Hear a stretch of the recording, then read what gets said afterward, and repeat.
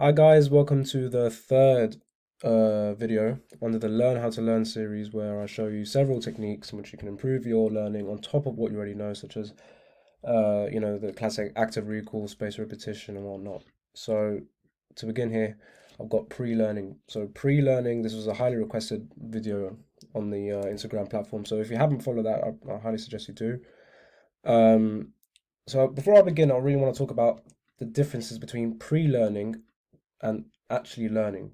Yeah, because learning is me taking notes straight out of a textbook or out of a lecture or out of a practical whatever beforehand and go through all the little details and all the waffle that's between the lines. You know what I mean? Like, 80% of the mitochondria is located in the, small things like that. Yeah.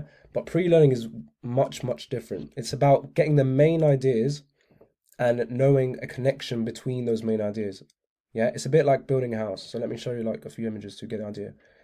This is the foundation. It's like pretty much this is what it is. So pre-learning is building the foundations of your main ideas and the concepts and everything like that and how everything links together. So that at the end of it, you can build a nice little house with all the furniture, the porch, the patio, all those little details about the concepts, ideas. You can add that later at the end when you're actually in the lecture or even after the lecture. Yeah. But if you decide to learn everything from lecture straight away before you even go to the lecture or wherever, you end up having a house like this. Yeah. Just messy, everything's all over the place, cluttered, you don't know where everything's connected to. This is literally how your brain will look like. Yeah. Just um just everything's just cluttered really, doesn't really make any sense. Whereas you kind of want it to be like this, more structured, more connected. Yeah. Um, so I'm going to give you a worked example here because I know a lot of people are like, okay, so just explain to me how you pre-learn then, because that's so broad. Anyone can just say, okay, just know the main ideas. So what I've got here is an example of a lecture. I'm not going to show the name of the professor or whatever, just for for security reasons. I don't know, but I've got an example of a PDF of a lecture here from Pathophysiology. So this is just to prove to you that you can do this in any lecture possible. You can even I don't know, I don't know if I have time, but you can even send me like an example of a lecture or wherever. I can show you that you can do this anywhere. So for example, this lecture is about hypoxia. All right. So I don't know much about hypoxia because this is third year. I haven't started third year. Yeah, but you always want to start off by like asking yourself, do I already know this? Hypoxia, well, yeah, because I know I've heard it a lot in the movies, like when they have the medical scene sometimes. Hypo meaning just small in general. Like you always hear like hypo magnesia, hypokalemia, like hypo comes a lot in medical school. So I know that means like lack of, and then oxia sounds like oxygen. So like lack of oxygen. But then if you don't know that, you can take advantage of ChatGPT or AI and ask it, what is hypoxia? Can you tell me the main relationships between hypoxia, like within the topic, and like the 10 most basic points about it? And then, ChatGPT will give you that, and you can use that to help you sort of build a framework. The next step you do is just quickly scan everything. Scan all the main ideas first. So you can see here that the first one's called O2 regimen. Yeah, you don't have to know about this. You don't have to note down all this little side waffle here like airways, hub. You can skip that for now. Get the main ideas first. Okay, O2 regimen, flow, system, yeah, respiratory system, blood hemoglobin, cardiovascular system, mitochondria. At this point, you might want to ask yourself, can I group this further? Yeah, and I'm going to show you later how you can group this. But first of all, just list down in a notepad or whatever the main ideas. So oxygen stages. All right, alveoli, blood, tissues, tissue. Okay, so I can see that the stages goes from alveoli to the blood to the tissues. You don't have to know the side waffle now. You don't have to know the conveying part, the binding, because you will know that within the lecture. The lecturer will talk about this. Yeah, you will put that information at the end. Right now, you just want the ideas, the main points, the main points. Yeah, so the assessment of the auto regimen, four parameters. All right. So this sounds okay. Now I'm thinking about the links now, yeah. This was just talking about O2 regimen as a whole and the stages. Now this talking about assessment. Now go back to the bigger picture. Always like take a step back and think about, okay, how does this link back to the main picture? So I'm learning about hypoxia. So maybe hypoxia is based on these four parameters. I don't have to know what they are, it's fine. Maybe hypoxia is based on these four parameters, being impaired or whatnot. Right, that's fine. Even if I got that wrong, that assumption I just did wrong, that's fine because you learn it in the lecture anyways, and then you can correct yourself after. In fact, there's a thing called hypercorrection that your brain likes, in which if your brain learns something and it turns out to be wrong, and then it learns the new information on top of the thing that you just got wrong, your brain actually learns that much, much better. So, there you go. Now it talks about every stage. Intensity means necessity. Okay, fine. Adequacy means satisfied necessity. So maybe you can start building links right now. So here with these four stages, you can actually put intensity and adequacy within the same umbrella, which is just based about oxygen necessity. So you do this for the rest of the lecture, but obviously I'm not going to do that. Yeah, I'm not going to go through every single slide because there's not enough time. I'm only maxing it out to 15 minutes. So I've done it myself. Yeah, I've done it for you essentially. So what I've got here is literally from the PowerPoint. So oxygen regimen, the main ideas, functional stages, the main ideas, assessment, the parameters, all the way down to the definition of hypoxia, main ideas, literally not even the whole definition. I've just got failure to satisfy, inadequacy, net, you know what I mean? Just basic keywords, yeah? And I've got all that down, yeah? From top to bottom, yeah? That takes around, all right, I told myself and it was around 12 to 13 minutes. It might take 15 minutes, it might take 17 minutes for you, maybe for the beginning, for the initial part, for those who haven't, not familiar with this technique, you end up taking a long time, but that's fine because you'll get better with it anyways. And I guarantee it's much, much more efficient than you just learning everything before the lecture, which is worthless because you learn it anyways in the lecture again. Yeah. Is it not better to have like a linked idea, like a big picture learning rather than the little details and then you forgetting about the big picture when it comes to lecture? I think I'd rather much have a big picture understanding anyways first. So this is the list. Yep. Now the next step is to think about what links can you make within the list. All right, so O2 regimen and the stages. Is there a link?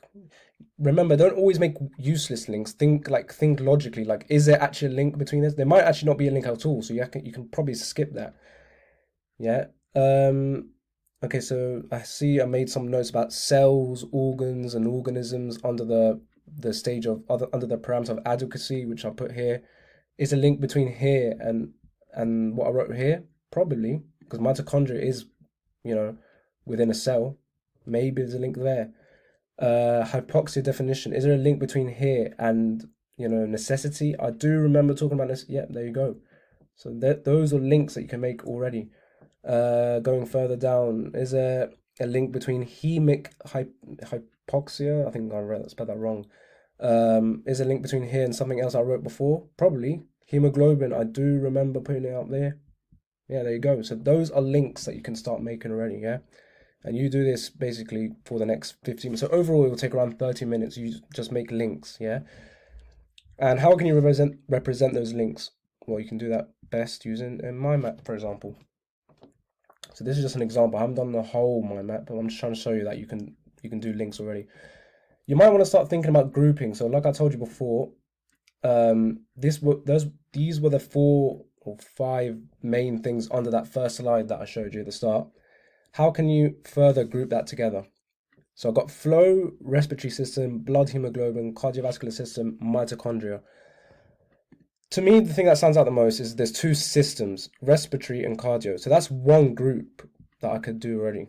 So anything in terms of systems, which I've done, yeah? And then there's 2 other things that I can actually group further as well, hemoglobin and mitochondria, because those are based on the cellular level. So anything with cells and like microscopic. So see, I've basically transformed or converted 5 elements into 3. One about flow, like how oxygen moves. One about systems. Why is this relevant in terms of like the respiratory system, the cardiovascular system, and those 2 like black lines coming out of it is like the extra waffle that I'll write in the lecture when the lecturer speaks. Then you've got the cellular level, so hemoglobin and mitochondria. Now, once you've done that whole list and made links, you can start building in like the foundation, like I said at the start. Types of hypoxia, which is one of the main ideas at the end, and the slide was actually talking about several types of hypoxia. One of them was histotoxic, and it had the word mitochondria in it. I didn't read any other word. I literally just saw mitochondria, and I clicked. My brain clicked back to the fact that I actually saw mitochondria before in the beginning of the lecture. So now I can build that link. Histo actually means like cell in Latin, so I kind of know that it's something to do with a certain organelle within the cell. So could it mean that, histotoxic hypoxia means your mitochondria is like not performing well? Probably, probably not. Again, it doesn't matter if you got that connection wrong. You can always change it after the lecture or during the lecture, and you can start adding in the small points at the end. So then after that, once you've got this sort of general mind map here, not that, again, this is not the whole mind map, but just showed you just for, for time's sake and for explanation's sake, this is how it might look like a general mind map. Look how basic it is. Yeah, there's literally not much to it. So then when the professor talks and talks about the facts, like, oh, for example, 80% of patients suffer from this type of hypoxia, you can then add that on. Yeah, but for now, just link all the ideas together. Yeah. So, um, so yeah, that's pretty much it. And so yeah, so essentially take this mind map or the basic points into the lecture or into the practical, and this max takes around 30, maybe for the first few tries, might take 45 minutes. But again, I feel like that's much better than spending 2 hours on this particular lecture and stressing about all those little small details, putting into Anki before you even go to the lecture, and it just doesn't make any sense. So um, so yeah, the night before the lecture begins, you could probably do this within the first, within 30 minutes, 45 minutes. Take that into the lecture, and then it actually gives you, how do I say? It gives you not motivation, but it makes lectures more worthwhile if you at least have a foundation to come in with, rather than go into the lecture, realize that he's just waffling out of his ass, and then you end up like doing other stuff. You know what I mean? So yeah, hopefully that was helpful, guys. Um, this just proves that you can do this with any lecture. I literally just picked a random lecture from pathophysiology. I knew nothing about hypoxia, but now I kind of do because I've sort of linked everything together. So yeah, hopefully that's helped you guys. Um, I'll be producing two other videos next week, or another one this week and then another one next week. So yeah, guys, thank you very much. Please, make sure to like, comment, and subscribe and all that nonsense. Thank you very much, guys.